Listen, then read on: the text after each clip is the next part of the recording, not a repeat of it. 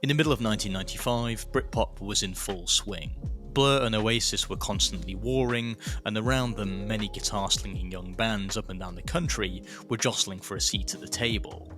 In that atmosphere, Supergrass dropped their debut album I Should Coco. Clocking in at just over 40 minutes, the record was a caffeinated burst of pent-up teenage energy.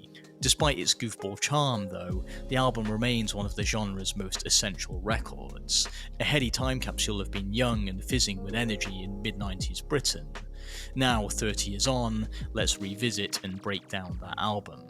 Whilst other Britpop bands made sneering braggadocio or sardonic social realism part of their brand, Supergrass seemed to have just one thing on their minds when they formed: having fun.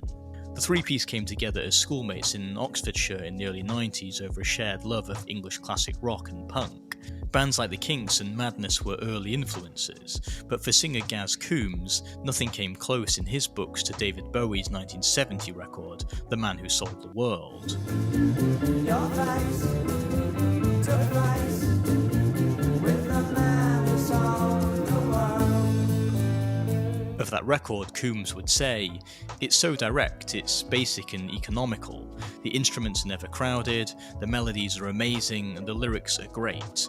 Bowie is where it all started for me." It was that album's straightforward, uncluttered approach that Supergrass would carry over into their early band practices. As drummer Danny Goffey would say, "We played really hard and just made loads of noise. Most of our early songs were just 3-chord grooves and stuff that was fun to play. So that's why the first album sounded so punky. I think it's just because we were all used to playing in this small room and it being really loud, so we just made the album sound like that." You can hear that unfussy ethos immediately on the album's opener.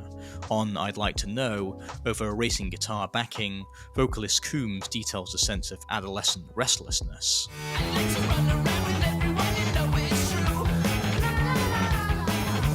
Driving down the streets, I'm always looking for a better view. The song is a perfect invitation to Supergrass's world, one in which teenage defiance and nonchalance reign, bristling with a sense of hard-edged brashness. That theme would continue on the single Caught by the Fuzz, which was based on Gaz Coombes' own experience of being busted by the police for carrying weed when he was 15 years old. Caught by the fuzz. Well, I was still on the buzz. In the back of the van, with my head in my hands. In an interview, Coombes would say of the song, "Kids all around England were getting nicked for having a bit of hash on them. In Oxford, that kind of thing happened quite a lot. It was a funny experience, not too funny at the time because I was only 15. The song has that disturbing energy, it's comparable to your heart racing." A closer look at the lyrics reveals, in fact, a deeper discomfort at the whole experience. Later on in the song, Coombes sings of a sense of helplessness, isolation and regret during the incident. If only my brother could be here now, get me out and sort me out right. I knew I should have stayed at home tonight. That was the thing about Supergrass on this album. They were able to entomb their feelings of panic and shame within a sonic sugar rush, much like a teenager covers up his true emotions to save face in front of his friends. The fixation on youthful hedonism would continue on the single All Right, the record's biggest song. That song became a summer anthem of 1995, soundtracking adverts, films, and plenty of memories.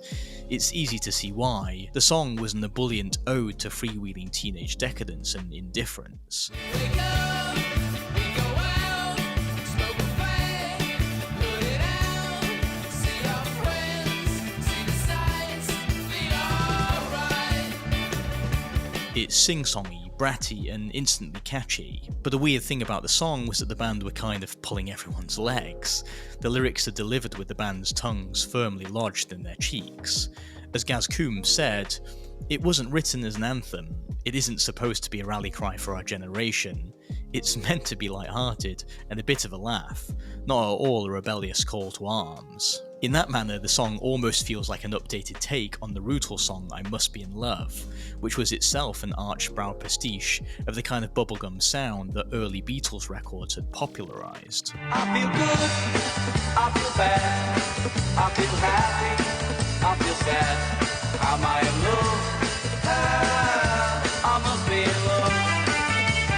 Like the Rutles, Supergrass leaned into the joke, of course, gleefully riding beds across windy beaches in the song's music video, but it's hard not to pick up on the band's sarcasm. Indeed, Supergrass were harder to pin down than a few cursory listens to the album would suggest. The mid-album track Strange Ones sounds like a celebration of being an outsider.